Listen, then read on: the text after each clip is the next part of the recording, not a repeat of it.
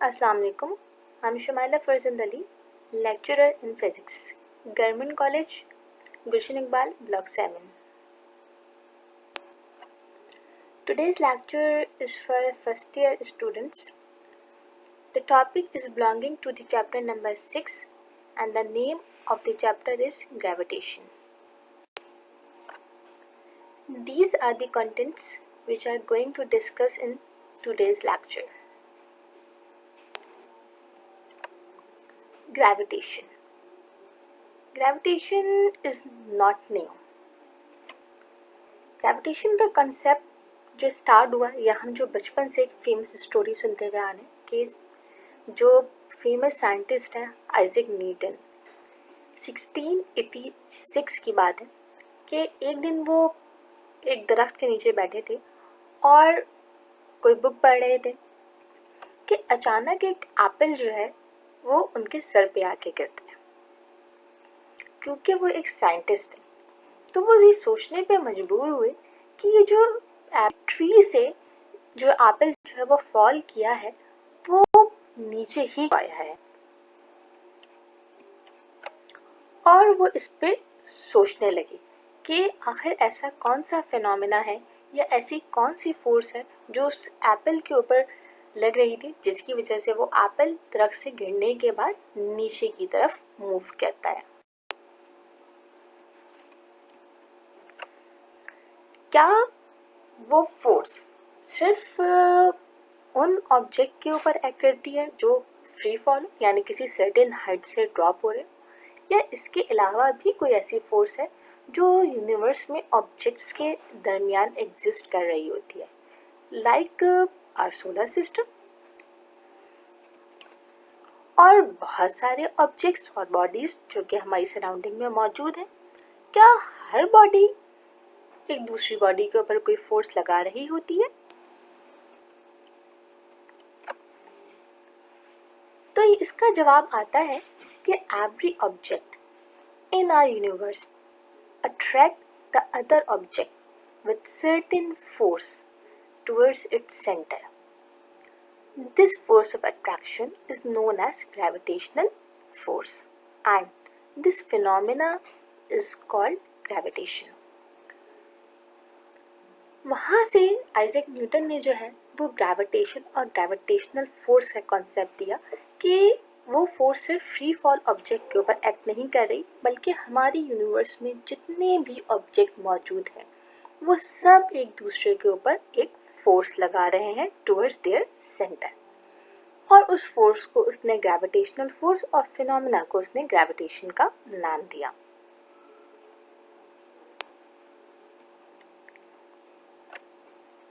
और उसके बाद उसने फाइनल अपना न्यूटन्स लॉ ऑफ ग्रेविटेशन को प्रपोज किया 1686 में।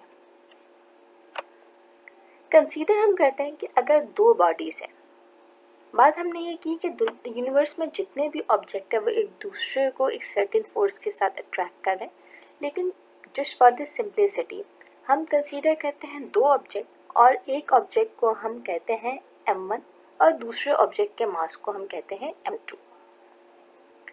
m1 की रिस्पेक्ट से जो m1 m2 पे फोर्स लगा रहा है उसको कहा गया है f1 और सिमिलरली जो m2 फोर्स एक्सर्ट कर रहा है ऑन m1 उसको कहते हैं f2। और इन दोनों बॉडीज के सेंटर से जो डिस्टेंस है उसको कहा जा रहा है r। अगर दोनों ऑब्जेक्ट के मासेस सेम हैं तो वो एक दूसरे के ऊपर सेम अमाउंट ऑफ फोर्स यानी कि सेम मैग्नीट्यूड की फोर्स एक्सर्ट कर रहे होंगे। न्यूटन्स लॉ ऑफ ग्रेविटेशन कहता है कि every object in the universe attracts every other object with a force directed along the line of centre for the two object that is proportional to the product of their masses and inversely proportional to the square of the separation between the two objects. हम यहाँ mathematically भी इसको देख सकते हैं कि first हमें expression कह रही है कि F directly proportional to the product of m1 and m2, यानी दोनों ऑब्जेक्ट के मासेस के प्रोडक्ट के डायरेक्टली प्रोपोर्शनल है फोर्स का magnitude and inversely proportional to the square of the distance. जब हम इन दोनों इक्वेशंस को कंबाइन करते हैं तो हमारे पास बनता है कि F directly proportional to m1 m2 upon r square. Sign of proportionality को रिमूव करते हैं तो एक कांस्टेंट आता है और वो कांस्टेंट कहलाता है यूनिवर्सल ग्रेविटेशनल कांस्टेंट, जिसकी वैल्यू है 6.67 इंटू 10⁻⁻11 न्यूटन मीटर स्क्वायर पर kg स्क्वायर।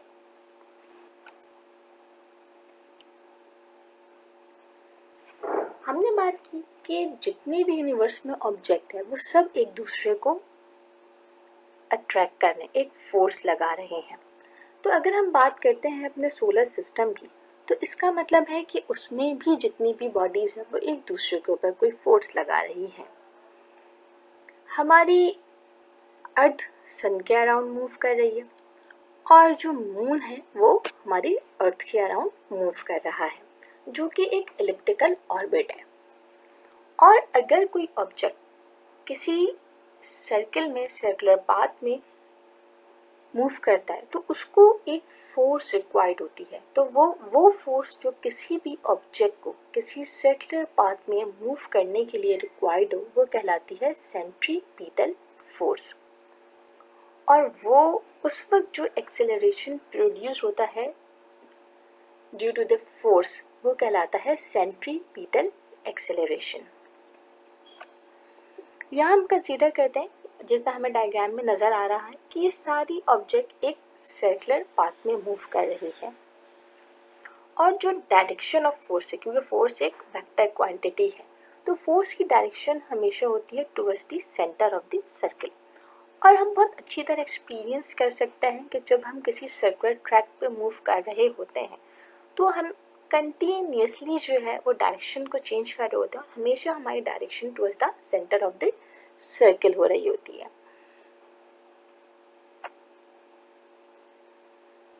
अगर हम F को सेंट्रीपिटल फोर्स कंसीडर करें, M mass of the object है which is going in a circle, V is the velocity of the object, R is the radius of the circle and AC represent the centripetal acceleration। तो centripetal force हमारे पास बराबर होगी mv square upon r के, और centripetal acceleration बराबर होगा v square upon r के।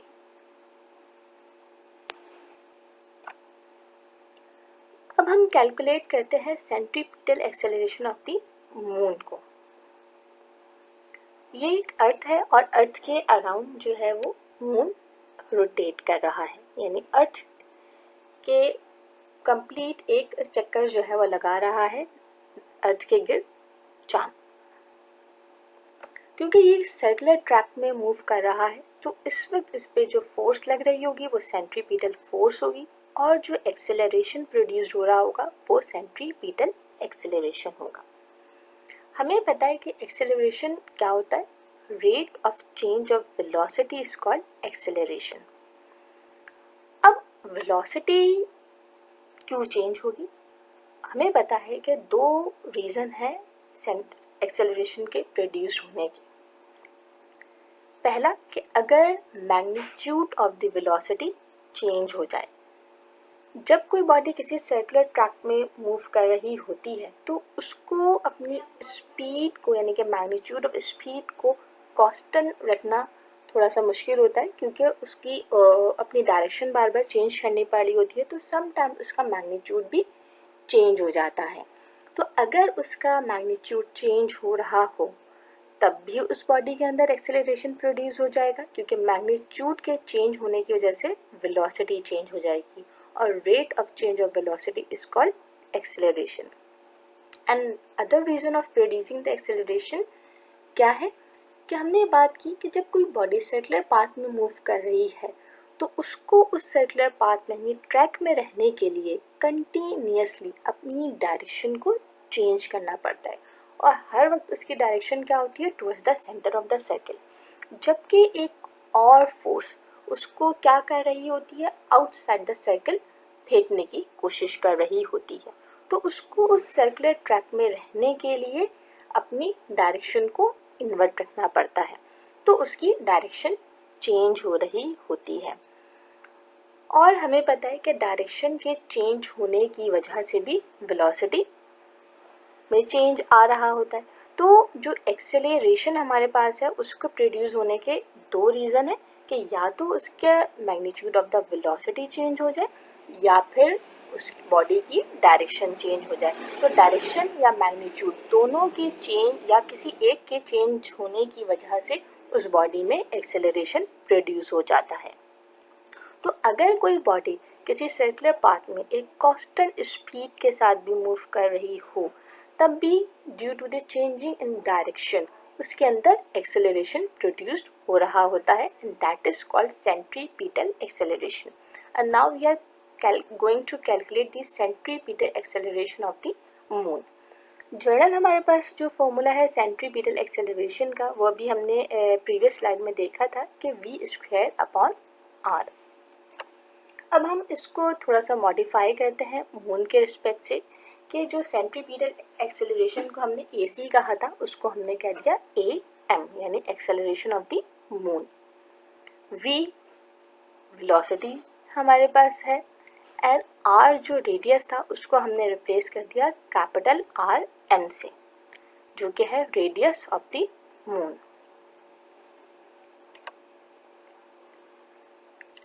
S = vt, हमें ये फॉर्मूला पता है।